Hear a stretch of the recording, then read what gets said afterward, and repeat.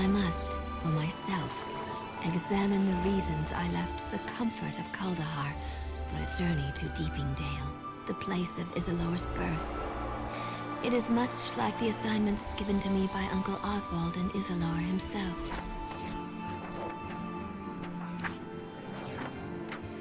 When Isilor left those lands near the Inner Sea for the spine of the world, he told his fellow Druids he would send a student to replace him.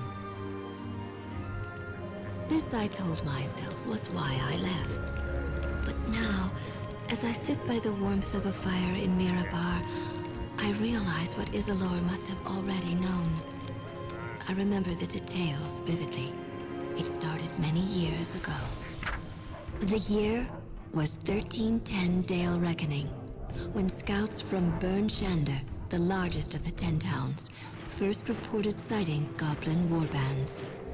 Within weeks, a river of goblins had flowed forth from the spine of the world, and above that wave of death sailed a banner bearing the monstrous heads of the Chimera.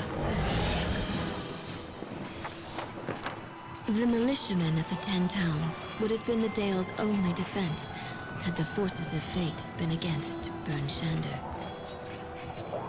But Albrecht Dinsmore, the mayor of the town of Targos, urged the council to send a messenger south to the port cities of Laskan and Neverwinter. Laskan had problems of her own, but fearful of repercussions, the captains of Laskan devised a simple plan. Throughout the city, they posted notices promising wealth and fame. With lean work in the northern port city, many mercenaries and thugs were lured to the ships that would take them even further north. And so their ships crept through the sea of moving ice and onto the Shanegarn River. They bragged of the deeds they would perform and the castles they would purchase.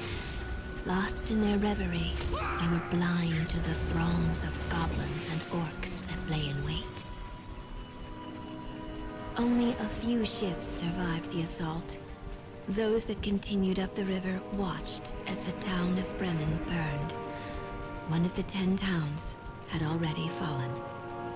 Many wondered, as I often wonder, what difference only a few can make against so many, and in the midst of such terrible circumstances.